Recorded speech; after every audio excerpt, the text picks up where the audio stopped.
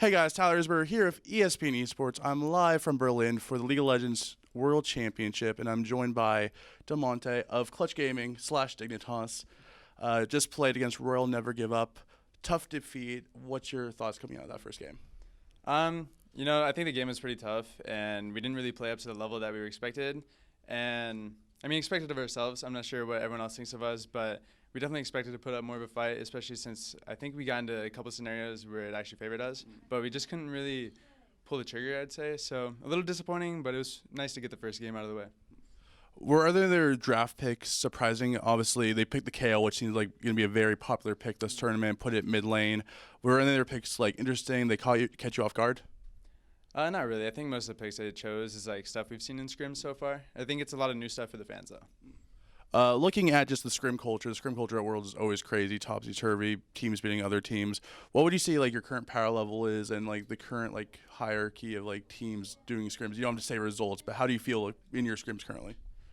I definitely think our scrims have been challenging, and it's been a good thing. I think we've gotten a lot better by playing against a lot of the better teams, and it definitely is a strain on the mental for every team here, even the ones that are winning.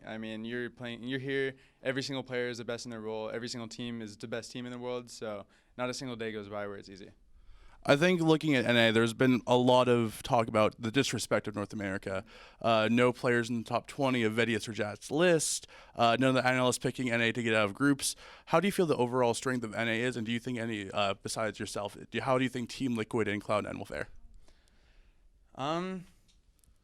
I think it sucks, but I think it's kind of warranted. I think right now our region is really below the rest, actually, and I can definitely see that this is my first time scrimming internationally. I've only ever scrimmed in NA before this, so, other than I played in Rift Rivals a bit, but it was a bit different of a scenario, and yeah, it's just it's a different level of play, I think, especially from all of the Eastern teams. It's the way that they control themselves as an individual level and the way that they move as a team is just super impressive. Which team from the East has really been oh wow, this team is just at another level and maybe even the favorite for the tournament? Is it someone from the East, or has there been a West team that's been up at that level?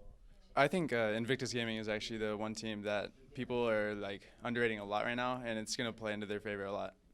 Is it just that are they back into form of Worlds last year, or just are they is Rookie and the Shy back to their old forms? I don't know because I didn't play back then, but they're pretty insane.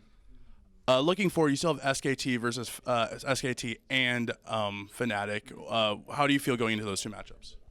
I'm going to say I'm confident because that's just how I am. I go into every game just max confidence. I think it's how you should play if you're a pro player. And, it's going to be challenging. Like I said, all of the teams here are really insane, especially our group is really stacked. So we're going to go in and do our best and, just try to make the fans as proud as we can. There's been a lot of talk about how Group B, Group C, with Splice getting into Group B, you guys could have made that group the easiest group possibly in World's history if a few things went differently. Do you feel happier getting to go Group C? Obviously, harder group, but do you feel like you're going to learn more through Group C than you would be if you're in Group B? Yeah, for sure. There's a lot to learn when you play against the best teams. So, whereas it'd be great to make it to quarterfinals, but let's say you're in that group, it's a lot more stressful because you're expected to actually get out. So Splice is going to be in a situation where if they don't make it out, it's going to be devastating for them. Whereas for us, we're going to go in, we're going to play these 6 games, take as much as we can from it, and either way, we're going to leave with something.